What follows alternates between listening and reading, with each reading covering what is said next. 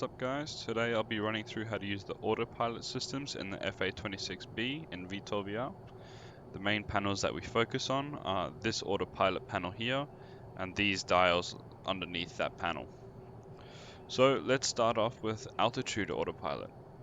First of all, to switch on the altitude hold, it is this ALT switch on the autopilot panel. Let's press that, you'll notice the aircraft has climbed up a little bit and is trying to fly level.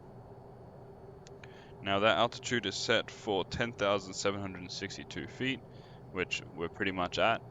However, if we wanted to change that altitude to an altitude of our choosing, we simply use this AP altitude dial. So let's say we want to descend to 8,000 feet. We turn it until we have selected 8,000 or something close to it. And you notice the aircraft is descending through 9,500 feet. That's 9,000 feet. And we're starting to level off close to 8,000 feet.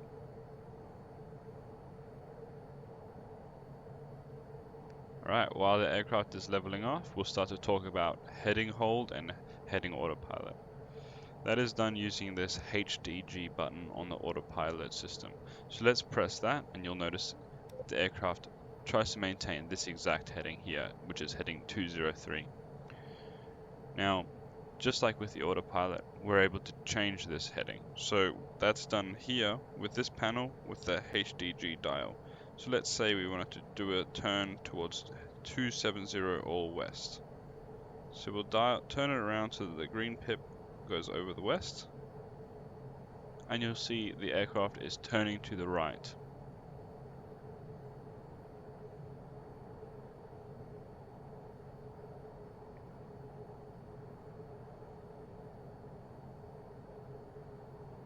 Alright, it's starting to level off close to 270 degrees.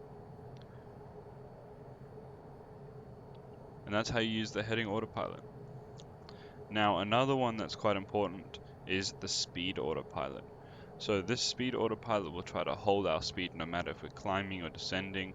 So let's switch that on using the SPD autopilot. You'll notice it's selected on both screens, it's selected 395 knots.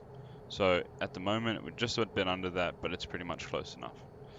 So let's say we started a climb. Normally the aircraft would slow down, but you'll notice, especially in the throttle quadrant on the indicator on the HUD, you'll notice that the throttle increases to try to keep the 395 knots. So let's climb to 9,000 feet.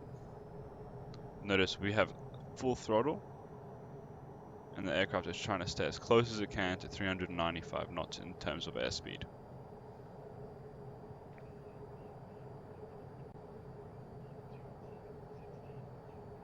That's pretty much spot on.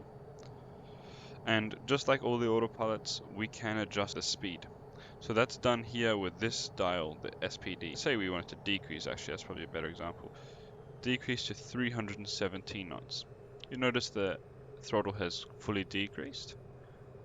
And we are just idling.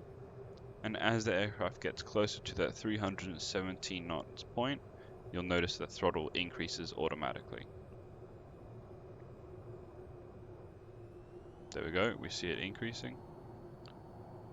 And our speed is 317 knots. So that's how we use the speed autopilot.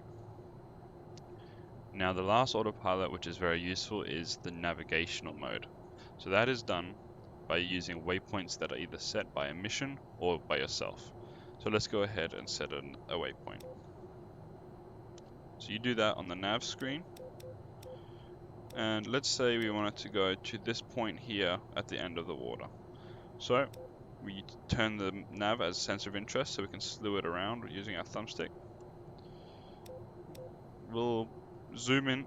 There's an airport. So what we'll do is I'll do GPS S. That sends those GPS coordinates we've targeted towards our GPS system.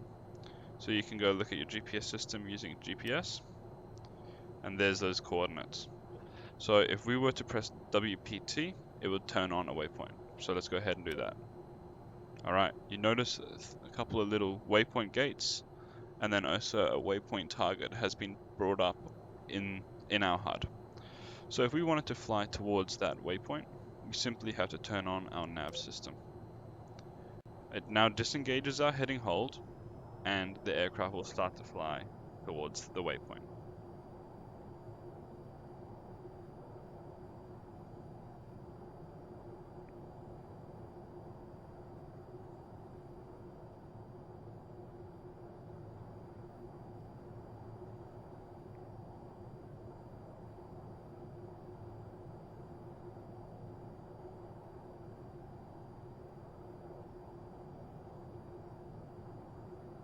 Okay, we're leveling off. We are flying directly towards the waypoint. That concludes on how to use all the different autopilot systems for the A-26B in VTOL VR. Lastly, if you want to turn them all off, you simply just press the big off button. Now you are free to fly the aircraft by hand. Thank you for watching the video. Make sure to subscribe, and I'll see you again in another tutorial.